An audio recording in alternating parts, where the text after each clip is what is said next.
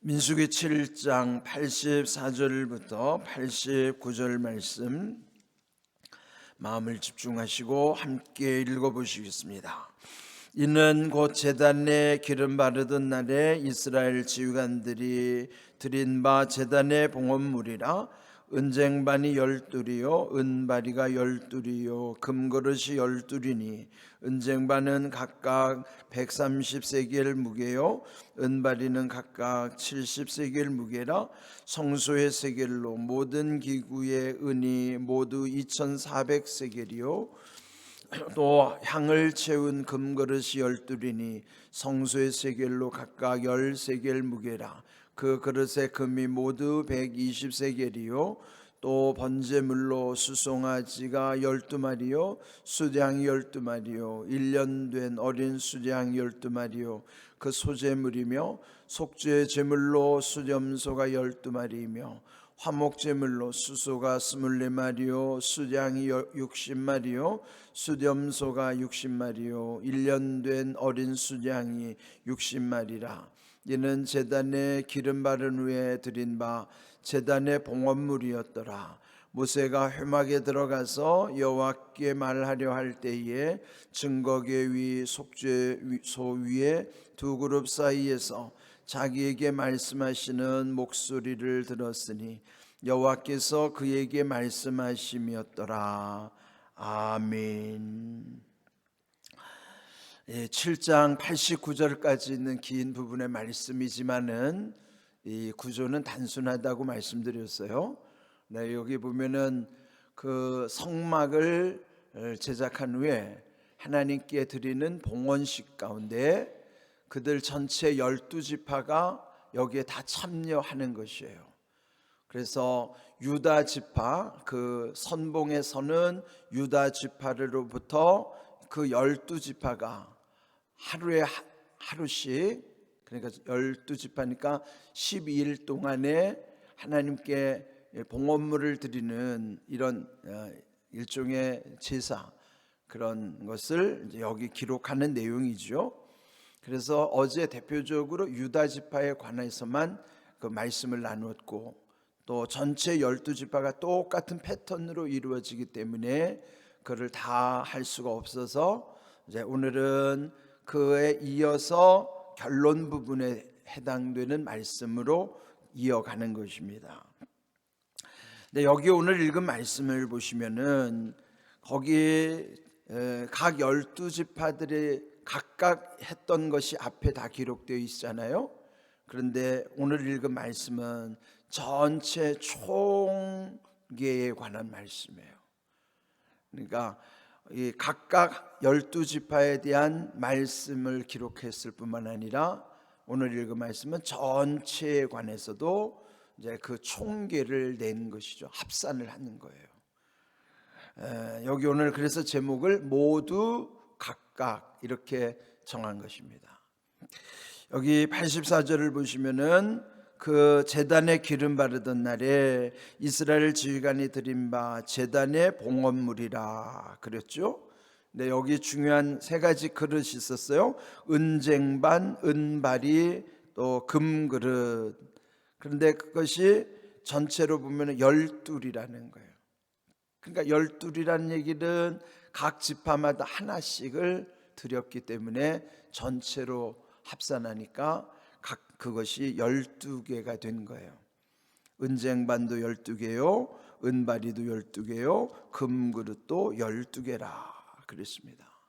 그런데 거기에 각각 무게에 대해서도 85절에 보면은 언급되어 있지만은 그 각각의 무게를 총 합산했을 때에도 여기 85절 끝에 보면은 거기 그 은쟁반이 하나당 130세겔이니까 전체 12지파가 다 참여했고, 은쟁반뿐만 아니라 은바리, 그래서 은으로 거기에 재료로 쓰여진 은을 총 세어보니까 모두 2400세겔이었다. 그리고 86절에 또 향을 채우는 금그릇, 그러면 거기에 금이 소요된 것이죠. 금은 그 그릇을 만드는데 10세겔인데 전체 12지파의 금을 다 합치면은 모두 120세겔이라는 거죠. 이렇게 어떤 부분에 대해서 또 전체에 대해서 모두에 대해서도 언급하고 각각에 대해서도 기록하고 있고, 근데 이런 거 보면은 하나님이 얼마나 세심하신가 알 수 있죠. 근데 이 말씀을 왜 중요하게 여기냐 하는가 하면은, 우리도 개인의 관계도 있지만은 개인들이 함께한 그 전체에 관한 것도 하나님은 또 유심히 보시는 거예요. 그러면 여러분, 신앙은 엄밀히 따지면은 다 개인적인 신앙이죠. 각각의 신앙이잖아요, 그죠?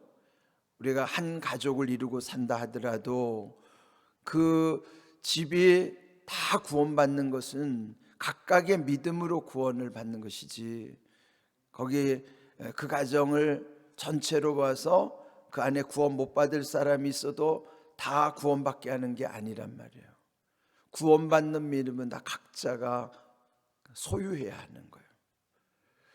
여러분이 가족에 다 받아보면은 다 같지 않지요. 근데 어떤 때 보면은 함께 살아도 각각 사는 것 같은 느낌이 다 들잖아요. 그렇습니다. 하나님과의 관계는 다 개별적 관계라고요. 근데 그럼에도 불구하고 또 하나님이 늘 중요하게 여기시는 것은 그 공동체에 관한 거예요. 우리 그 신앙생활하다 보면은 성도들이 필히 꼭 암기해야 되는 것이 예수님이 가르쳐 주신 주기도문과 또 사도들의 전통 가운데 내려오는 신앙 고백 사도신경이죠. 이 두 가지를 놓고 봐도 그 비교가 되는 거예요. 먼저 주님의 기도에서 보면은 거기에는 하늘에 계신 우리 아버지 해가지고 우리를 강조하는 거예요. 예수님의 기도는요, 개인의 기도가 아니고 우리의 기도예요. 공동체의 기도라고. 그렇다면 하나님의 관심은 믿음의 공동체에 있는 것이라고요. 그런데 비하여 사도신경, 그는 신앙 고백이잖아요. 그 신앙 고백 안에 보면은 전능하사 천지를 만드신 하나님 아버지를 누가 믿는 거예요? 내가 믿는 거예요. 그러니까 거기 그 우리의 기도와 나의 신앙 고백, 이거를 잘 비교해 보시면 신앙은 철저히 개인의 고백이어야 하고, 그리고 기도는 공동체의 기도여야만 한다 하는 거예요. 그래서 모두와 각각이라고 하는 것을 잘 생각하셔야 돼요. 그거 잘 구분 안 하고 그냥 무조건 그냥 주기도문을 주문으로 외우듯이, 사도신경도 주문 외우듯이 하면은 거기에 우리와 내가라고 하는 구분이 안 될 수 있어요. 또 그거 이제까지 모르고 한 사람들도 있을 거예요. 그렇죠? 주님의 기도가 공동체의 기도라는 거, 그걸 구체적으로 생각 안 하지요. 보통은 그냥 하라고 하니까 하죠. 생각 없이 하라고 하니까 하는 것은요, 그게 맹종입니다. 그렇게 하면 안 돼요. 생각하면서 하셔야 돼요. 그 뜻이 내가 지금 하는 것이 무슨 의미인지를 알고 해야지, 그거 모르고 그냥 멍하니 따라가면 안 됩니다. 그래서 주님의 기도는 공동체라고 하는 우리 모두에 해당되는 것. 그래서 거기 보면요, 오늘날 일용할 양식을 주시옵소서 하는 기도가 여러분 뭐 굶어서 여러분 기도하라는 게 아니에요. 우리의 기도라는 건 뭐예요? 지금 지구상 어디에는 일용할 양식이 없어서 죽어가는 사람들이 적지 않아요. 우리나라는 그래도 하나님이 이렇게 복을 주셔서 전체 200개가 넘는 나라 가운데서 경제 순위가 10위권에 들어가니까 우리나라는 얼마나 잘 사는 나라예요. 그런데 지금도 지구 한 구석에는요, 밥을 굶고 죽어가는 이들이 적지 않아요. 그래서 여러분이 주님의 기도 드릴 때 오늘 일용할 양식을 기도하는 건 내 기도가 아니에요. 내가 오늘 먹을 거 없어서 구하는 거 아니에요. 이 땅에 지금 먹을 거 없는 사람들을 위해서 함께 기도하는 거예요. 그런 마음이 들어야 주님의 마음과 연결되는 거예요. 내 배부르니까 남의 배 생각 안 하면 그 주님이 기뻐하시지 않는 거예요. 지금 나는 안 굶어도 이 땅에서 지금 굶주리는 사람을 생각하면서 기도하라는 것이요. 그 예수님 기도라고요. 그래서 하나님은 철저히 공동체에 대한 관심을 두시는 거예요.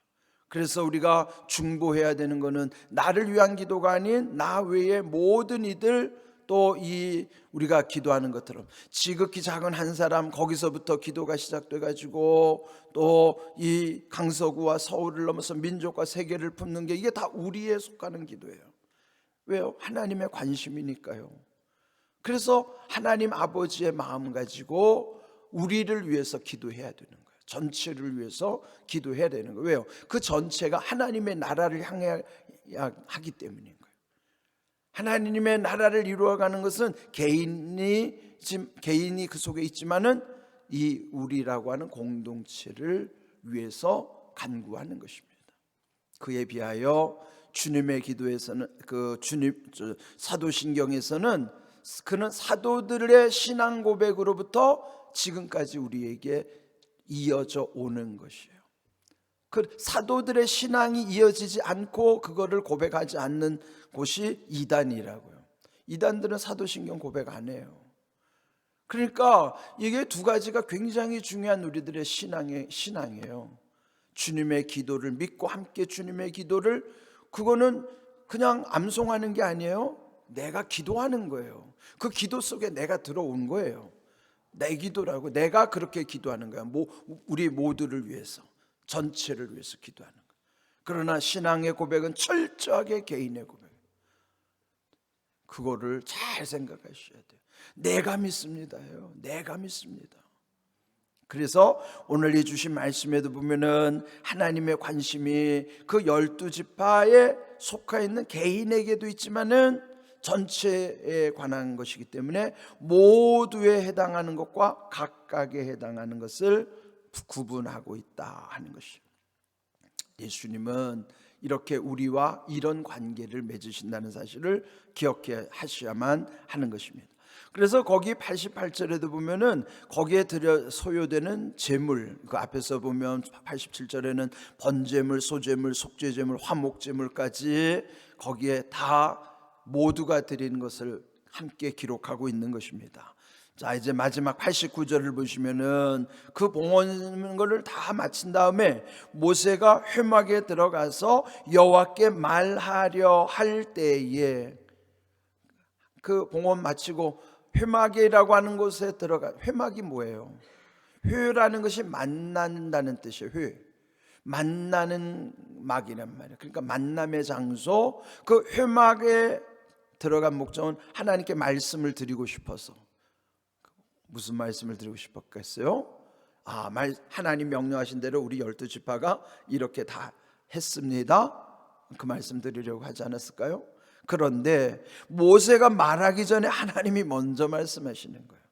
오늘 내용 거기 잘 보세요. 그렇게 말하려고 할 때에 증거궤 위 속죄소 위에 두 그룹 사이에서 모세에게 말씀하시는 하나님의 목소리가 들려온 거예요. 여호와께서 그에게 말씀하셨다. 이렇게 모세가 말하고 싶었는데 하나님이 먼저 말씀하셨다. 그 말씀이에요. 그런데 하나님의 음성이 들려온 곳이 어디입니까? 증거궤 위 속죄소. 그는 뭐냐면 성막 안에 들어오면 가장 깊숙한 곳에 있는, 여기 지금 여러분이 바라보는 이 제단이에요. 십자가 밑에 이 제단이, 거기에 증거궤가 있고, 증거궤 위에 속죄소라는 것은 증거궤의 뚜껑입니다. 덮개예요. 그 증거궤 안에 돌판이 들어있잖아요. 언약의 돌판. 그런데 그 증거궤 위에 그 덮개 뚜껑이 속죄소고, 그 속죄소 양편으로 그룹 천사들을 금으로 이렇게 형상을 만들어 놨어요. 여기 거기 덮개 위에 그룹 천사들이 이렇게 마주하고 있는 데가 시은소 시은좌라고 하는 거예요. 시라고 하는 건 베풀어 준다. 은혜를. 시은소 시은좌라는 건 하나님이 은혜 베풀어 주시는 곳인데 거기서 말씀하시는 거예요. 이 말씀은 오늘도요 우리에게 중요한 겁니다. 하나님의 음성이 아무 데서나 들릴 수도 있겠지만은, 우리 일상 속에서 들릴 수 있지만, 정말로 중요하게 음성을 들어야 될 것은 하나님의 임재의 깊은 곳에서 들어야 되는 거예요. 베드로가요, 예수님 처음 만날 때 누가복음 5장에 보시면 4절에 예수님이 그 베드로가 고기 잡는데 실패했을 때 말씀 주신 다음에 명령하시죠. 깊은 데로 가서 그물을 내려 고기를 잡으라. 그 깊은 데로 가라는 게 그런 의미예요.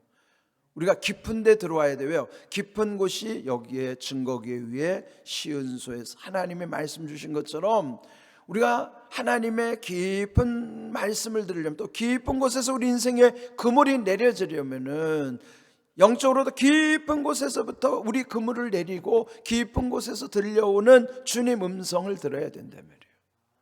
그게 오늘 주시는 귀한 말씀입니다.